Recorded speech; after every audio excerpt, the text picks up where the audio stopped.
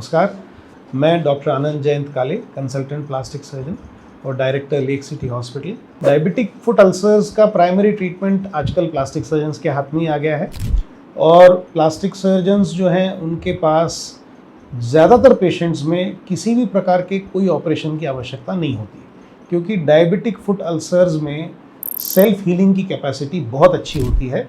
जो मैंने पहले के वीडियोज़ में भी बताया कि जो इसके लिए मोस्ट इफ़ेक्टिव थेरेपी है वो होती है ऑफलोडिंग, उसके ऊपर से वज़न का हटाना और अच्छी ड्रेसिंग्स करना।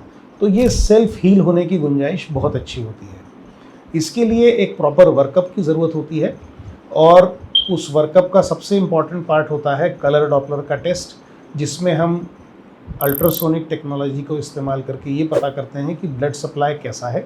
अगर ब्लड सप्लाई अच्छा है, सिर्फ न्यूरोपैथी की वजह से अल्सर बना है, तो बहुत अच्छे चांस हैं कि सिर्फ ऑफलोडिंग करके उस घाव को हम भर सकते हैं। अगर बड़े हिस्से में बड़ा छाला बन गया है तो ऐसी सिचुएशन में कई बार ऐसा होता है कि वहाँ पे घाव बहुत गहरा हो जाता है, काफ़ी बड़े हिस्से में चमड़ी और सॉफ्ट टिश्यू हट जाता है।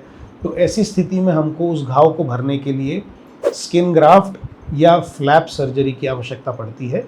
ये दोनों ऑपरेशंस प्लास्टिक सर्जन ही करते हैं और बहुत सारे पेशेंट्स में हमको स्किन ग्राफ्ट से काम हो जाता है, जिसमें हम एक पतली चमड़ी का हिस्सा निकालते हैं और उस घाव के ऊपर रख देते हैं और वो घाव भर जाते हैं। लेकिन कई बार जहाँ वेट बेयरिंग एरियाज़ में वो घाव बना होता है, वहाँ पे ग्राफ्ट सूटेबल ऑप्शन नहीं होता, क्योंकि ग्राफ्ट में वेट कैरी करने की कैपेसिटी नहीं होती, उसमें वेट रेजिलियंस नहीं होता। तो ऐसी जगहों पे हमको फ्लैप्स करने पड़ते हैं। ग्राफ्ट और फ्लैप में यही अंतर होता है कि फ्लैप अपनी ब्लड सप्लाई खुद लेके आता है और वो टिश्यू ज़्यादा मोटा होता है। ग्राफ्ट जो है वो बहुत पतला होता है, तो उसमें डेहिसेंस या उस घाव के फिर से खुल जाने के चांसेस ज़्यादा होते हैं।